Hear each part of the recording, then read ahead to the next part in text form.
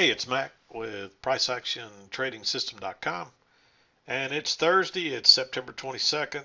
This will be our chart lesson for the day, and this is going to wrap our week up. No chart lessons on Fridays these days, so believe it or not, another week behind us. For all intents and purposes, today was a range day. We spent most of the day in this range right here. We had a super strong rally that really continued from yesterday afternoon. That rally ended just after the open, and we just went sideways the rest of the day. And we we ended up closing up quite a bit, so it was an up day overall. But most of it came during the overnight. There was two legs basically. There's your first leg, your first move up, and then you measure from your second leg, and you see that's basically what we got today. We didn't get any higher than that. There may be one extra tick in there, not much, if that. So that should have been your target, and that would have really helped you here. Notice that there's not a lot of trades till later in the morning that are blue or red, and the reason being these are all first entries with very little room to scalp out. So I'm hesitant to mark them blue, but I'm going to back up and say that on a day like this, when you got a trend like this, it just keeps going and it's bouncing off a trend line, you got to take those, or you're not going to get a trade, plain and simple. And every one of them would have worked. Even this last one would have worked, but we already had a close outside on this. There's three different trends going up here. This was the first one I was looking at. We really got a close, convincing close outside here, and then two legs, maybe an extra push up. But then it's so steep, you're probably expecting it to continue to flatten out, and then um, you could say there's a spike in channel in this light, or this blue one here, this shorter term one. That's a solid trend as well. And then really you got your two-tiered channel here that's starting to roll over, and it played out as well. Notice you got your close, move to a new low, break, close outside, move to a new high, and then we went flat after that. We really reversed at first, but it ends up just being a flat day. So all three of those are valid, but I'm going to back on out here and talk about these trades. Um,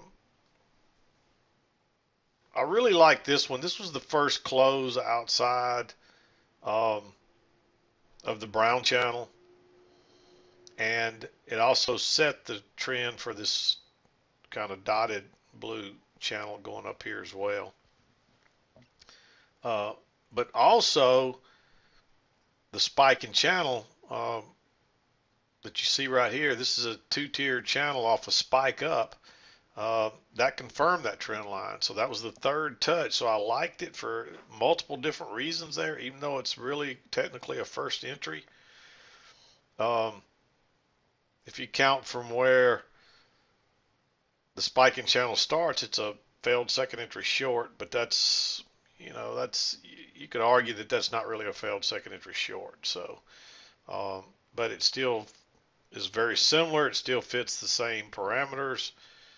And so on. But I like that trade. You might have let it back up, break higher and back up and see if you could get a limit order, but there's not much to back up there. So you just probably had to enter on a stop. It's a breakout pullback long as well. And then of course we come back and confirm the dotted trend line right up through here, or dotted channel that's coming up right here. And that's a really bullish bar right there. There are several in a row, with one of them being a doji, but notice how each one of these bars is making a higher high and a higher close basically. These make an equal close, but it still made a higher high. And again, you're going long at the high of the day, the overnight high. But this is a strong trend, and you should have been looking for that, assuming that we can probably try to get a measured move and go long there. And then we come back to that trend line again right here. Same thing. If you don't enter here, there's just not many pullbacks, and when they are, they're very temporary. The only reason I didn't like this one is because it closed at the high of this possible line right here. Uh, Originally I had it out here, but it wasn't fitting well. And when I brought it in here where it was fitting well, you got to go long right into that line. So um, needless to say, I don't think you want to do that. You want to catch it off the key entry point here with a little room above it. And so that's why I like these others. And really, you could argue for this one. I didn't mark it because we've been away from the EMA for so long. But really, you could argue for it, and it works. So I'll mark it. I am going to give all those a green arrow though, just simply because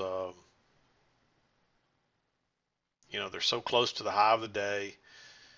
They're all first entries. But again, when you notice a trend like this, when you start to see lots of little bars that just keep going higher and higher, and lots of little dojis involved and mixed in there, and little small bars, that's a strong trend. Even though it doesn't look like it, it's a strong trend. And you're probably only going to get first entries on those in those cases, and you got to take them, or else you're not going to get in. You're just going to watch it go without you. So remember that.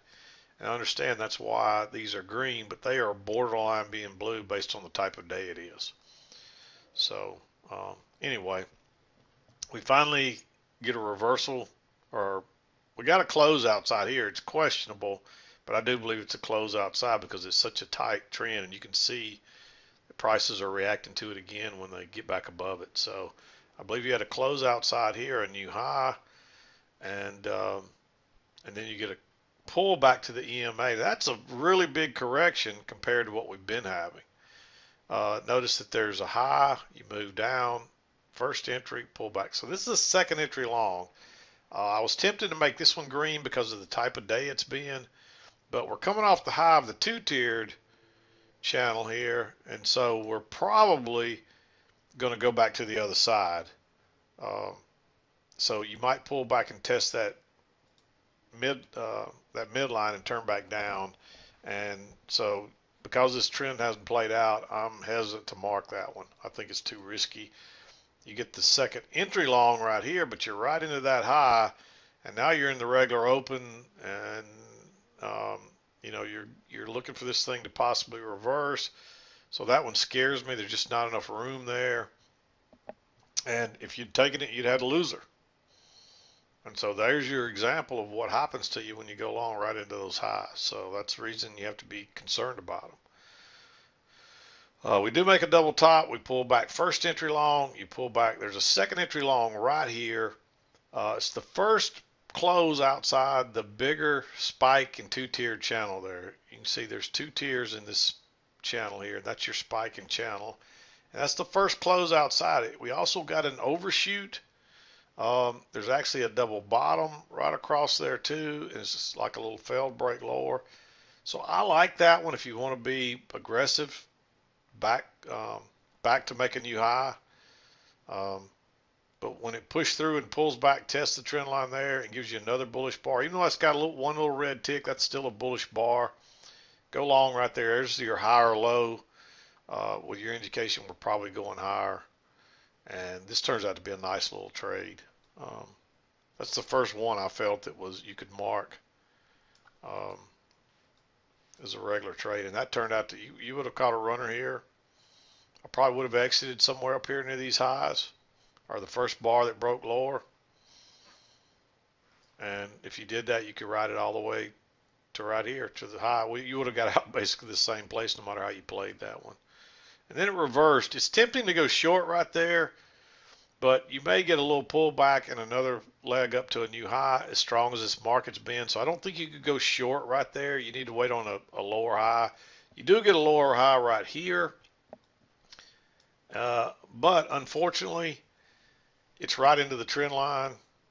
And this thing has been so bullish, I think you need to wait on the reversal pattern, and that comes right here. Notice it pushes on through the EMA, pulls back, gives you a failed second entry short, big bearish bar. Just go short right there.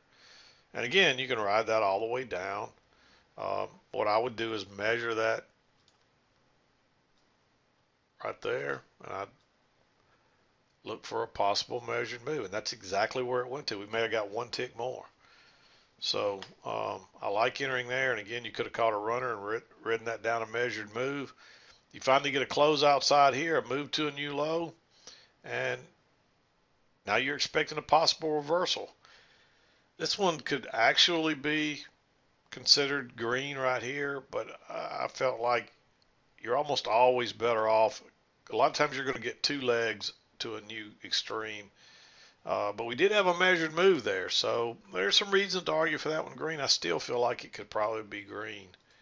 This is really the one you have to use the signal bar. That one's more of a neutral bar, one bar trading range kind of. So, but look what happens. It pushes up. It makes a higher high than this swing. Then it comes back and it gives you your second entry right here. The only reason this one's green is because it's right back into the EMA, and it didn't close on its high. It backed up a couple of bars, so that concerned me. So at this point, I'm thinking, hey, let's wait and see if we get the reversal pattern, which is the failed second entry and a push completely through the EMA. And look, there it comes. Pulls back, and it bounces again right off that same spot. Your failed second entry short. Go long right there. And then there is a little bit of resistance across there too. But notice how you're making a higher high every time and a higher low every time. This low is, every low is higher, every high is higher. Even though it's very slight at this point, that's an uptrend. And this is a little breakout pullback. So nice bullish bar. Go long right there. Because we're probably headed, at this point you're thinking that we may catch the low of the day right here, and this thing may move, and you may get another leg equal to this whole move up. Doesn't happen, but that's what you're hoping happens, and that's why you try to catch those really. And then guess what? We move back up to the other side. We find resistance right there again. That's about the third or fourth time we found resistance there. This is looking like a range. You get a close outside. You try to make a new high, and you don't, but you get that second entry short. It's not a lower high, but it's a double top. You can treat it the same. Big bearish bar, a little bit away from the EMA. Just see if you can at least ride that back. You may not could have caught this one because it gapped over there. You could have caught it when it came back here, but I wouldn't enter there. I'd wait on till this bar closed or till you got a bearish bar and you end up getting it. And again, it gaps. It moves really quick, so you had to be quick to get in there. Or you might have missed it. And this one just rockets down. That was a nice, easy. I mean, all of these trades are kind of following exactly what you'd expect on when you're in a range here. And then you get that little failed break lower. And look how far that is away from the EMA. But there's no close outside that trend line right there. And the reason I started my trend line here instead of up here is because this is where the downtrend really started. And just like right here, your uptrend didn't really start till here. So that's why it starts there. But you're way away from the EMA even here. But I think you're better. That's your first close outside. Then you get your new low. Again, you're way away from the EMA, and this is probably going to be a failed break lower. It's been a range for all day, really. And so I like going long right there. It is aggressive. That's the reason it's green. And you're expecting to at least go back to the EMA, and you might catch the low of the day. Once again, quick, easy scalp, but it comes back, no runner, and then it makes a higher low, another bullish bar. Go long right there. And then you get that push through, and it holds above here with your reversal pattern, your failed second entry short. Go long right there. And again, it heads right straight to the top, but that gets you into the 2 o'clock hour. So this was all textbook today. If you understand how ranges work and the short-term trends work within a range, this day was relatively straightforward. I mean, even in the afternoon, your trend starts up here. You get a close outside, a move to a new high, and it turns down. I mean, if you're still trading, you probably don't take that first entry, but there's your lower high right off the highs. Big bearish bar. Go short right there. Then there's your reversal pattern. Look, it pushes through the EMA. Failed second entry short. Go short there again. These are all textbook, and I love these kind of days. Because you want to take all these on the way up, and again, these are just could be blue. They really could be.